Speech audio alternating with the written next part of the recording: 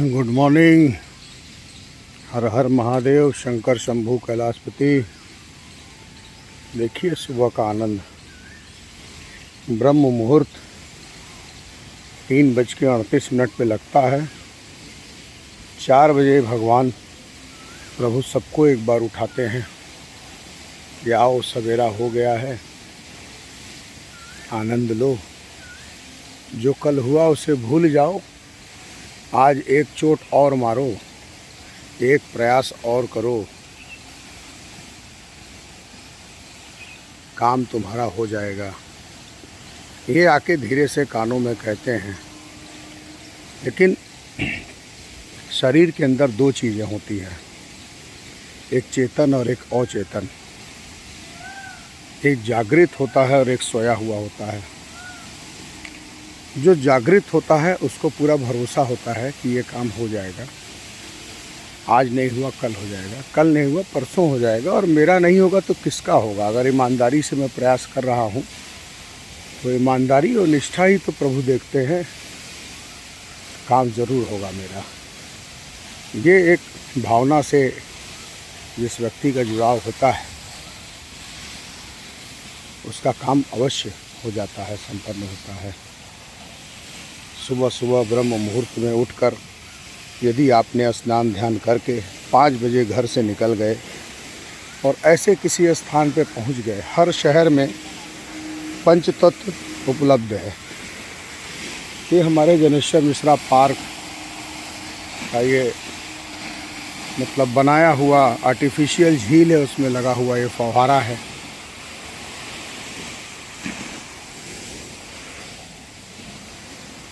मैं सोचता हूँ कि सुबह सुबह जो है निकल कर थोड़ी बात की जाए आपसे। हर आदमी के जीवन में परेशानी है, किसी को स्वास्थ्य संबंधित है, ज़्यादातर आदमी आर्थिक चीज़ों से जूझ रहा है। आर्थिक चीज़ों से जूझने का सिर्फ एक ही कारण है, आर्थिक चीज़ों से जूझने के लिए भगवान कभी किसी को मजबूर नहीं करते, क्योंकि जब तक आप ये महसूस नहीं करते कि जो प्राप्त है वो पर्याप्त है, तब तक ही आप परेशान हैं। ज़रूरत और ख्वाहिश में अंतर जिस दिन आपको महसूस हो गया, उस दिन आपका जीवन एकदम, जितना पैसा आप कमा रहे हैं, चाहे 20,000, चाहे 50,000, चाहे 5,000, देखिए खुशी का पैसे से कोई लेना देना नहीं है। अगर ऐसा होता तो धरती के सबसे खुश इंसान जो है अडानी और अंबानी होते। लेकिन फैक्ट ये है कि रात को बिना नींद की दवा लिए उनको नींद नहीं आती, और हमको आपको रात को 2 रोटी खाते ही आँख बंद होने लगती है और हाथ से मोबाइल छूट जाता है। कोई गाना, कोई वीडियो देखते हुए छूट जाता है मोबाइल कि भैया सवेरे उठना है, हमें 4 बजे उठना है और 5 बजे नहा धो के निकलना है, टहलना है, थोड़ा शुद्ध हवा लेना है, अपने बॉडी को जो है जितने टॉक्सिन हैं, जितने शारीरिक मानसिक जितने भी प्रकार के टॉक्सिन हैं उसको बाहर करना है, और आगे के काम की प्लानिंग करनी है। जो कल नहीं हुआ उसको आज कैसे कर सकते हैं, इस पे दिमाग लगाना होगा। देखिए, आप अगर 9 बजे 10 बजे सो के उठेंगे, 9 बजे फॉर एग्ज़ाम्पल उठते हैं, आप 8 बजे उठते हैं, आप हड़बड़ी में उठेंगे। पहले तो देखिए ब्रह्म मुहूर्त में जब भगवान ने एक बार 4 बजे 4:30 बजे सबको उठाते हैं, ये कोई कह ही नहीं सकता, मैं मानने को नहीं तैयार हूँ। 7 अरब आबादी है पूरी दुनिया की, 7 अरब लोगों को भगवान 4:30 बजे 4 बजे उठाते ही उठाते हैं। हर आदमी उठता है, 1 गिलास पानी पीता है, जाता है बाथरूम, अपना जो नित्य कर्म है वो करके आके फिर बिस्तर पे सो जाता है। यहीं पे थोड़ी सी चूक हो जाती है। आपको लगता है अभी सवेरा नहीं हुआ है, सवेरा तो सर हो चुका है। 3:38 पे आगाज़ हो चुका है। जब आगाज़ होता है उसी समय अमृत वर्षा होती है। अमृत वर्षा के समय यदि आप उठ जाते हैं और आपको कुछ नहीं करना है, नहा धोकर बाहर निकलिए और आसमान की तरफ दोनों हाथ उठा करके आप प्रभु का शुक्रिया अदा करिए, और दोनों हाथ खोल के जो मांगना आप ब्रह्मांड से मांगिए। इस धरती पे किसी की औकात नहीं है जो आपको कुछ दे सके। अगर आप ऐसा महसूस करते हैं कि मेरा भाई, मेरे बॉस, मेरा ये फला आदमी, फला रिश्तेदार मेरा भला कर देगा, नहीं, कोई किसी का भला नहीं करता साहब, सब अपना भला करते हैं। अगर आप उसके काम आने वाले हैं, आप उसकी लाइफ में कहीं कुछ कंट्रीब्यूट करने वाले हैं, तभी वो आपका भला करेगा।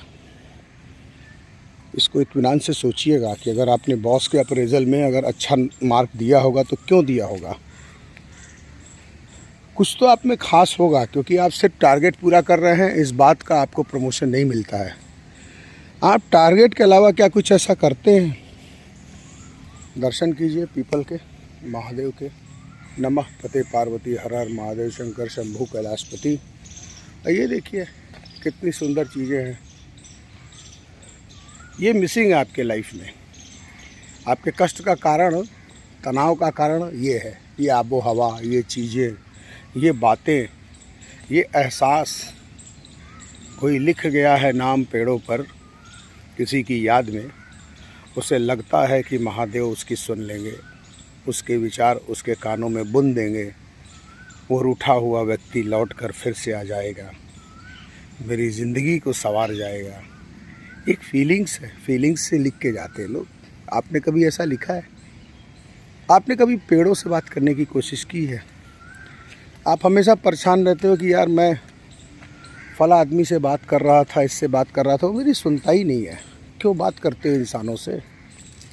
एक बार निकलो ना, आओ इस तरीके के जंगल बियाबान में, तुम्हारे घर के इर्द गिर्द जहाँ भी है सन्नाटे में, पेड़ से बात करके देखो, बात करो उससे, कहो। एक दिन तो वो तुम्हें इग्नोर करेगा, एक दिन, सिर्फ एक दिन। जैसे इससे मैं बात करता हूँ तो ये एक दिन सिर्फ इग्नोर करेगा मुझे, लेकिन जाते जाते ये हल्का सा मुस्कुरा ज़रूर देगा और ये इंडिकेशन देगा कि तुम अच्छे आदमी हो, सरल आदमी हो, सहज आदमी हो, कल फिर आना। और जब कल आओगे ना तो इसमें कुछ देखोगे, तुम्हारे लिए कुछ नई पत्तियाँ, नई उम्मीदें का ये आगाज़ करते हुए तुम्हें दिखाई देगा। तुम्हारा वेलकम करेगा कि आओ दोस्त, परेशान मत हो, कल तुम आए थे ऐसी कोई पत्ती थी, ऐसी कोई चीज़ थी नहीं, लेकिन ये देखो मैंने तुम्हारे लिए एक गिफ्ट निकाला है, अपने संदूक से निकाल के ले जाओ। एक पत्ता तोड़ के, एक पत्ता तोड़ के ले जाओ, अपनी डायरी में दबा दो। जो तुम्हारी कामना, जो तुम्हारी मनोकामना है, जो तुम्हारा कष्ट है, इस पत्ते से कह दो और इसको डायरी में दबा दो। कोई ज़रूरत नहीं है कहीं दिया, अगरबत्ती, मूल, फूल, माला और पानी। इतने परेशान रहते लोग। मैं अक्सर कहता हूँ कि आप मंदिर जाते हैं, मंदिर जाने का प्रयोजन क्या है नहीं पता है किसी को। मैं पूछता हूँ, 10 आदमी से मिलता हूँ तो हाँ जाते हैं, अच्छा लगता है, मतलब हम के जाते हो अच्छा लगता है। कभी मुलाकात हुई, कुछ बात हुई, कुछ कहा उन्होंने आपसे? नहीं यार, भगवान कहाँ, मतलब भगवान प्रकट थोड़े न होते, हम लोगों में इतना ताकत थोड़े न जब प्रकट कर लेंगे। ये बात सत्य है, आप में अभी इतनी ताकत ही नहीं है कि आप उनको प्रकट कर सकें, क्योंकि ताकत आती है सरलता से। सबसे बड़ा भ्रम और सबसे बड़ा कष्ट जो है जीवन का क्या है, आदमी थोड़ी सी पढ़ाई कर लिया, बीएससी, एमएससी, एमबीए कर लिया, रिसर्च पीएचडी कर लिया, उसको लगता है बहुत बड़ा ज्ञानी हूँ मैं, बहुत बड़ा ज्ञानी हूँ, मुझसे ज़्यादा ज्ञान किसी के पास है ही नहीं। एक ज्ञान का अहम और दूसरा थोड़ा सा पैसा आ जाए, बढ़िया गाड़ी, बढ़िया फ्लैट, घर द्वार, ऑडी फॉर्च्यूनर आ जाए, फिर देखिए कहाँ किसी रिश्तेदार को मतलब अपनी मौजूदगी जताने के लिए चाहेगा कि आप 4 बार उसको फ़ोन करिए, तेल लगाइए, तब वो आपके दरवाजे आएगा। लीजिए सूर्यदेव के दर्शन करिए। आप मेरी बातों को सुन रहे हैं इंटरेस्ट से, तो मेरा फ़र्ज़ बनता है कि आपको मैं ये देखिए, नमः पते पार्वती हर हर महादेव शंकर शंभू कैलाशपति। ओम सूर्याय नमः। प्रभु जो प्राप्त है वो पर्याप्त है। हमसे ज़्यादा हैरान परेशान लोग धरती पे हैं, उनको देखिए। हम तो आपके बच्चे हैं, हम आपके बेटे हैं, हम कभी भी देखे जा सकते हैं। ये जो मैं बोला हूँ ये मेरी प्रार्थना है रोज़ की, इसके अलावा मैं कुछ नहीं बोलता।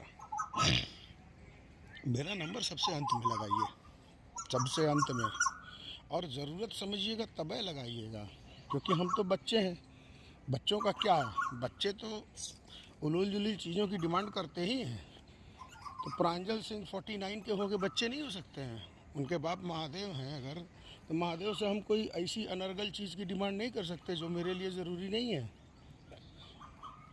हमारे बच्चे हमसे कुछ मांगते हैं, प्ले स्टेशन मांगते हैं, 40,000 का प्ले स्टेशन ला दो। हम ये जानते हैं ना कि इसके लिए प्ले स्टेशन बेकार की चीज़ है, ये बर्बाद हो जाएगा, उसमें इसकी पढ़ाई लिखाई सब चौपट हो जाएगी।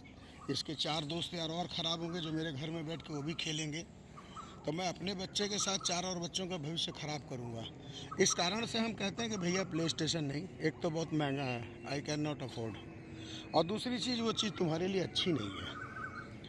तो भैया तुम एक काम करो, कोई ऐसी चीज़ ले लो, हाँ कोई ऐसी चीज़ ले लो। एक काम करो, हम तो अपने बच्चे को कहते हैं, हम कहा भैया काम करो, पहले तो ये सिटिंग गेम खेलना बंद करो। सिटिंग गेम से शरीर ख़राब होता है। सिटिंग गेम में एक गेम ऐसा है जिसको तुम खेलोगे तो तुम्हारा दिमाग की मजा ही होगी, वो है चेस। अब बारिश हो रही है, बाहर नहीं खेल सकते हो तो कैरम बोर्ड खेलो, चेस खेलो। लेकिन अगर मौसम अच्छा है, बाहर जा सकते हो तो शूज़ पहनो, नीचे उतरो, फुटबॉल खेलो।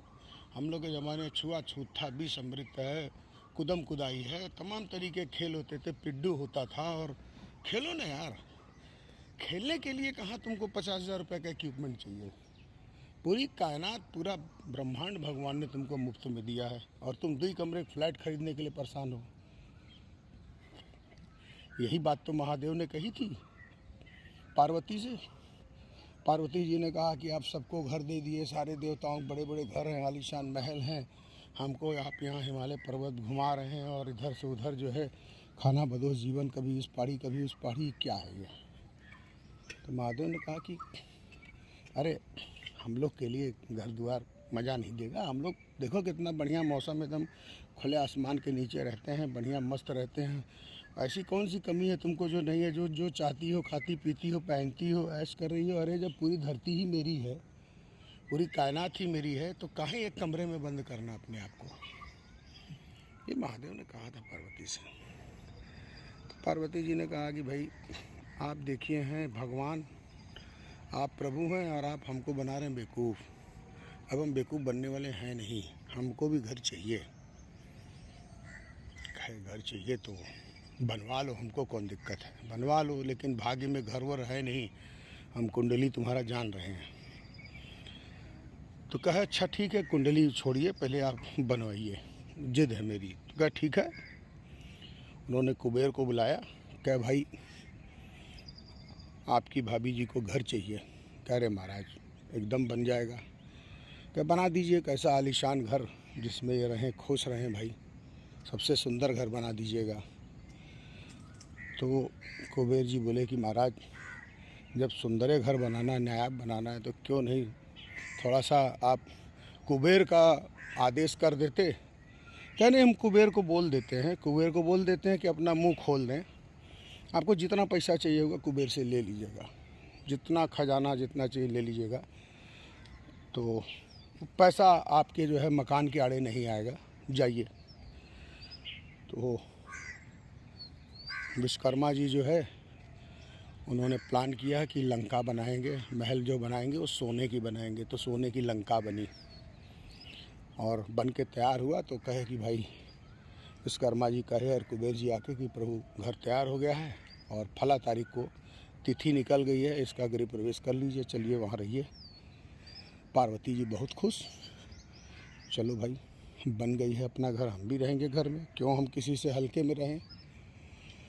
तो वहाँ से धरती का सबसे विद्वान ब्राह्मण को पकड़ा गया कि सबसे विद्वान व्यक्ति कौन है जो गृह प्रवेश कराए।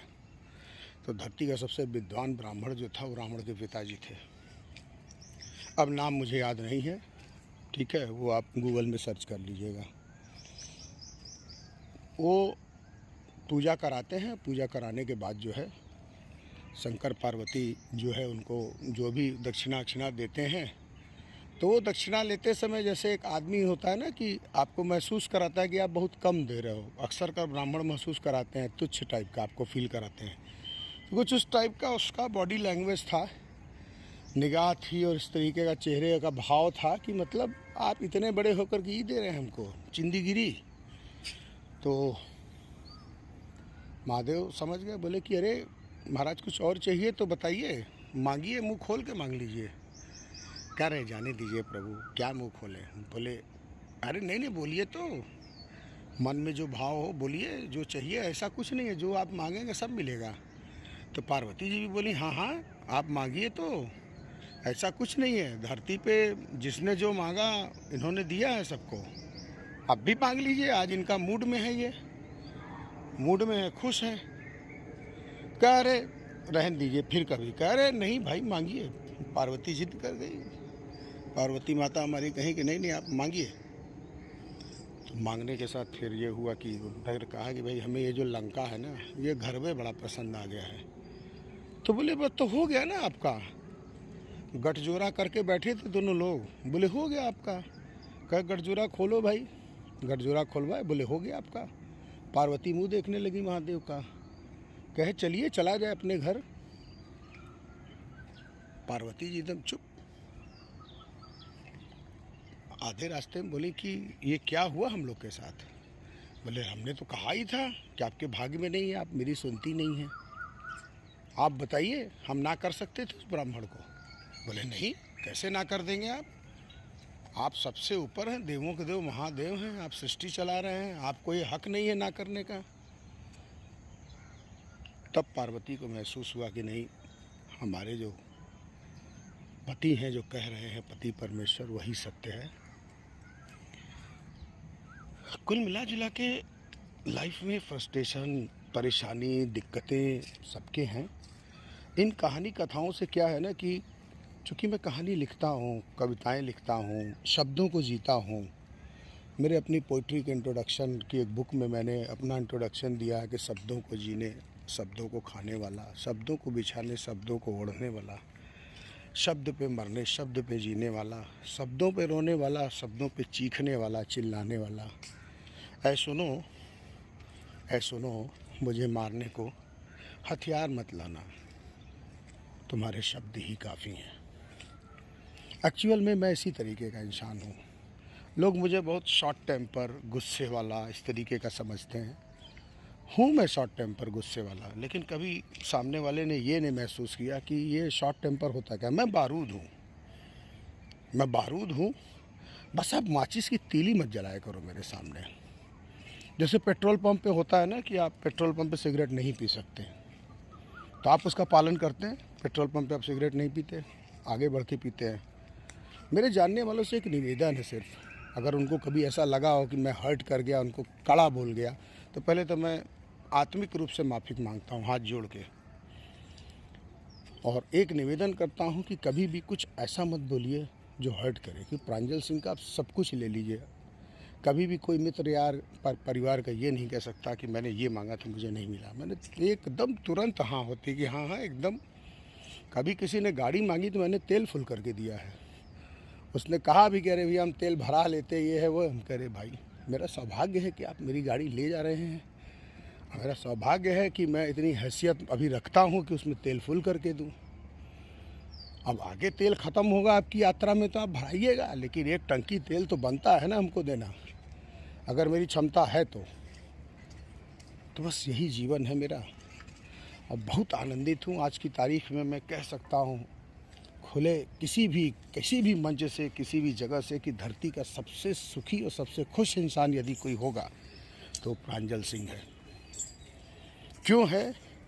क्योंकि अपनी मस्ती में जीता है, अपनी मस्ती में रहता है। देखिए भैरवनाथ की तरह ये है, अपनी मस्ती में देखिए जा रहे हैं। इनको किसी बात का कष्ट है? कहाँ खाना मिलेगा, कहाँ पानी मिलेगा, इनको एक भरोसा है कि हमारी व्यवस्था उसने कर रखी है। ये जिस दिन आपके अंदर भरोसा आ जाएगा कि मेरी व्यवस्था ऊपर वाले ने कर रखी है, मैं नहीं कमाता, जब तक आपके अंदर से मैं नहीं मरेगा, जब तक आपके अंदर ये भावना रहेगी कि मैं ही कमा रहा हूँ, ये मैंने खड़ा किया, ये मैंने खड़ा किया, दुकान, शोरूम, मैं बहुत छोटे से संघर्ष करके यहाँ तक पहुँचा हूँ। अरे आप अकेले नहीं संघर्ष करने वाले। पलट के देखिएगा अपने खंडनवा में, आपके पिताजी दादाजी लोग गांव से निकल करके शहर में आके 4 तल्ले का मकान ठोके हैं। और आपकी हैसियत ये है कि आप उस 4 तल्ले के मकान का रंग पेंट नहीं करा पा रहे हैं और बिजली का बिल देने में सब पूरे घर की लाइट बुझा दे रहे हैं। एक ठो एसी चला के और एक ठो जो है छोटा सा लट्टू जला के बैठे हुए, ये आपकी हैसियत है सर। हमको मत बताइए कितने बड़े हैसियतदार हैं आप। बाप दादा से बड़े हैसियतदार नहीं हैं, बाप दादा से बड़ा आप काम नहीं किए हैं। अपने ही घर में पलट के देख लीजिए, बाकी समाज में तो देखेंगे तो ऐसी ऐसी कहानी मिलेगी कि आप रो पड़ेंगे। खैर, बहुत अच्छा लग रहा है मुझे आपसे बात करके। पता नहीं आपको अच्छा लगे ना लगे, हमें कुछ उसका फ़र्क नहीं है, लेकिन मेरा सिर्फ ये बात है कि आप भरोसा करिए, हम जो है ना 5 तत्वों से बने हैं।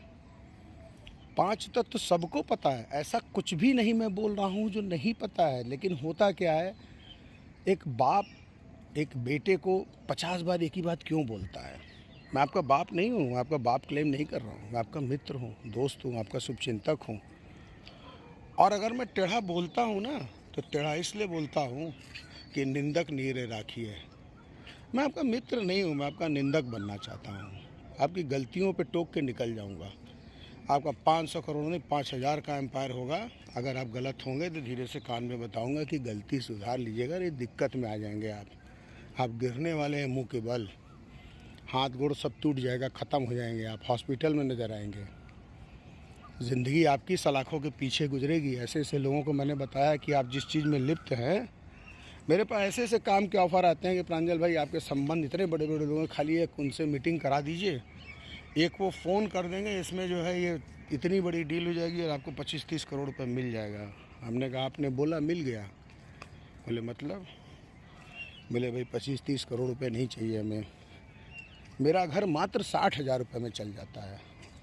हम पति पत्नी 2 बच्चे बढ़िया DPS जैसे स्कूल में पढ़ रहे हैं, बढ़िया शिक्षण संस्थान से पढ़ रहे हैं। बिटिया हमारी क्लाइड का जो है कोचिंग कर रही है, उसको 5 इयर्स लॉ करना है, फिर MS करने के लिए बोलती है UK जाएंगे। हम कहा बेटा पढ़ो, जहाँ पढ़ोगी, जहाँ महादेव ने लिखा होगा वहाँ तुम्हारा एडमिशन हो जाएगा, तुम काहे परेशान हो, तुम खाली पढ़ो, आनंद लो।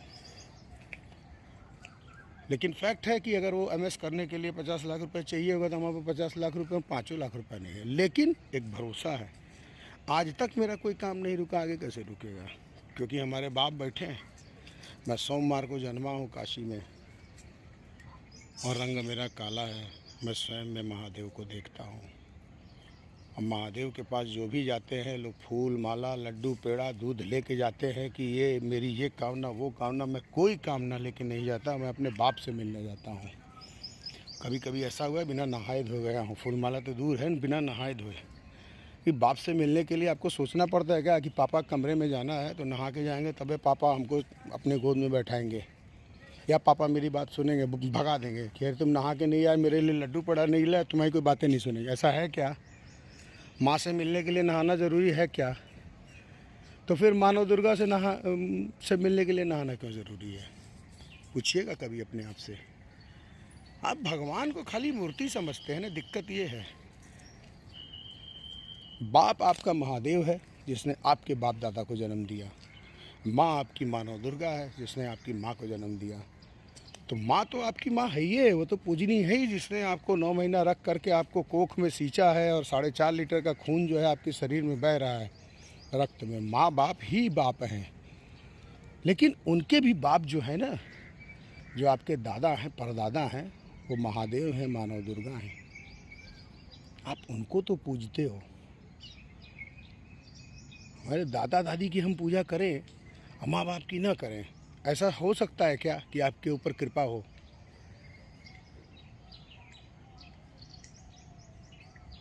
समझ में आ रहा है कृपा कहाँ रुकी है? बहुत पैसा होते हुए भी माँ अकेली पड़ी है दूसरे शहर में और तुम दूसरे शहर में हो। अरे कितने साल का उसका जीवन है, क्यों नहीं उसको अपने पास रखते हो? जो तुम बोओगे, जो पौधा लगाओगे, आम का पेड़ लगाओगे तो आम मिलेगा, नीम का पेड़ लगाओगे तो नीम मिलेगा। अगर तुमने अपने माँ बाप को कहीं गांव में छोड़ा है, दूसरे शहर में छोड़ा है और अपने किसी बड़े शहर में रह रहे हो, अय्याशी से ज़िंदगी बिता रहे हो और वो कभी कभी दाल रोटी के लिए भी परेशान हो जाते हैं, तो तुम्हें क्या लगता है जो तुम खाना खा रहे हो तुम्हारे शरीर में जो है वो विटामिन बनेगा? तुम्हारे शरीर में वो जहर बनेगा, जहर। और उससे तुम रोगी हो गए। तुम्हें पता भी नहीं चलेगा कि हमारा कौन सी चीज़ें किस वजह से नाश हो रहा है। भैया आप किसी पंडित जी को पतरा अपना दिखाने जाइएगा, परेशानी हो तो अगर कोई बढ़िया ब्राह्मण होगा तो सीधे एक लाइन की बात बोलेगा, कहाँ के रहने वाले हो? क्या भैया गाजीपुर, बेंगलोर, कलकत्ता, कहीं के भी रहने वाले, अपना गांव बताओगे? गांव वहाँ है, अच्छा कितने साल गांव छूटा? क्या गांव तो महाराज हमको लग रहा हम बहुत छोटे थे, 4-5 साल के थे तब गए थे, उसके बाद फलनवा शहर आ गए, दिल्ली आ गए, फिर यहाँ जॉब लग गई, बम्बई आ गए, और करीब हमें लग रहा हम शादी में एक बार कभी गए थे, तो मतलब 20-25 साल हो गए गाँव गए। पंडित जी क्या कहते हैं, 20-25 साल से आपकी माँ नाराज़ है, कुल देवी। जाइए अपने गांव, जाइए सब परिवार जाके कुल देवी के दर्शन करिए, उनसे माफ़ी मांगिए कि हम बहुत दिन बाद आपसे मिलने आ रहे हैं, ये मेरी गलती है। माँ हम कोशिश करेंगे कि साल में एक बार ज़रूर तुमको अपने, माँ कुछ नहीं चाहती यार, तुमको एक बार देखना चाहती है, उसको दिखा तो दो अपने आप को कि अम्मा देखो ये नाती है, ये तुम्हारा बेटा है, ये पोता है, ये बहू है, बहू भी स्वस्थ है, हम भी स्वस्थ हैं, हम सभी लोग हंस रहे हैं, मुस्कुरा रहे हैं। इस बात पे माँ मुस्कुरा देती है और अपना आंचल से पैसा खोल के तुमको पकड़ा देती है कि ये लो रास्ते में आइसक्रीम खाते चले जाना। माँ बाप कभी उम्मीद नहीं रखते कि आपसे आपको उसको कुछ चाहिए। ये तब साबित होता है जब आप खुद माँ बाप बन जाते हैं। माँ बाप का दर्द तब समझ में आता है सबको। 90% लोगों को माँ बाप का दर्द तब समझ में आता है जब माँ बाप आप खुद बनते हैं, और जब दर्द समझ में आता है तब तक आपके माँ बाप निकल चुके होते हैं, उनके फ़ोटो पे माला चढ़ चुकी होती है, फिर पश्चाताप के आंसू के सिवा कुछ नहीं रहता जीवन में। चलिए सवेरा हो गया, वीडियो काफ़ी लंबी है, सूर्यदेव के दर्शन करिए, एकदम साक्षात सूर्यदेव के दर्शन करिए। और मैं तो सुबह रोज़ निकलता हूँ, अगर आप लोग को कुछ इस तरीके की बातें सुनने का दिल करे तो कमेंट में लिख दीजिएगा। हम कोई यूट्यूबर तो है नहीं कि हमें लाइक चाहिए, सब्सक्राइब चाहिए, ये चाहिए। अच्छा लगे, आप लोग दोस्त मित्र यार हैं, आप लोग का अगर स्ट्रेस कुछ कम हुआ हो सुन के, स्ट्रेस कम हुआ हो सुन के, ज़रूर लिखिएगा कि गुरु कल फिर एक नए टॉपिक के साथ। हमारा ये परेशानी है, नया टॉपिक क्या, टॉपिक तो हम बातूनी आदमी है, बोलने का शौक़ है मुझे, लिखने का शौक़ है। आप खाली इतना बताइएगा कि मेरा ये परेशानी है, ये कष्ट है, इसका क्या मतलब रास्ता हो सकता है। मैं कोई अंतर्यामी बाबा नहीं हूँ, लेकिन रास्ता आपको ज़रूर बताऊंगा, क्योंकि सहजता और महादेव की विशेष कृपा के कारण हमें ऐसा लगता है कि हम आपको रास्ता ज़रूर बता सकते हैं और वो रास्ता कारगर होगा। बाकी ऐसे ही है प्रांजल सिंह आपके, और ऐसे ही रहेंगे, जीवन भर ऐसे रहेंगे। मेरे से आपको जो भी चाहिए, मदद चाहिए, किसी भी तरीके के मैं आपके काम आ सकता हूँ। अगर आपके जीवन में कहीं कोई ऐसी जगह फटी हुई है या कोई चादर ऐसी उधड़ी हुई है, आपको लगता है कि इसकी सिलाई प्रांजल सिंह ही कर सकते हैं, क्योंकि आपके पास बाकी एम्ब्रॉयडरी की बहुत बड़ी बड़ी मशीनें हैं, इसके लिए बहुत छोटी सी मशीन चाहिए, प्रांजल सिल सकते हैं, तो मैं सिल दूंगा दोस्त, बिल्कुल सिल दूंगा।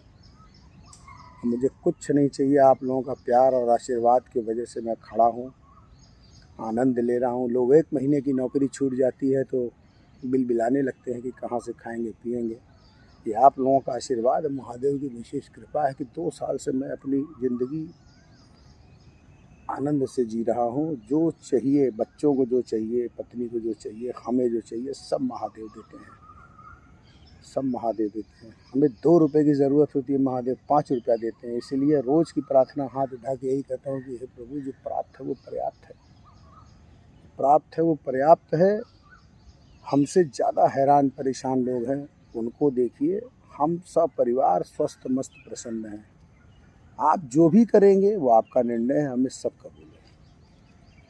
इसी के साथ हर हर महादेव, शंकर शंभू कैलाशपति आपका कल्याण है। महादेव दोस्त।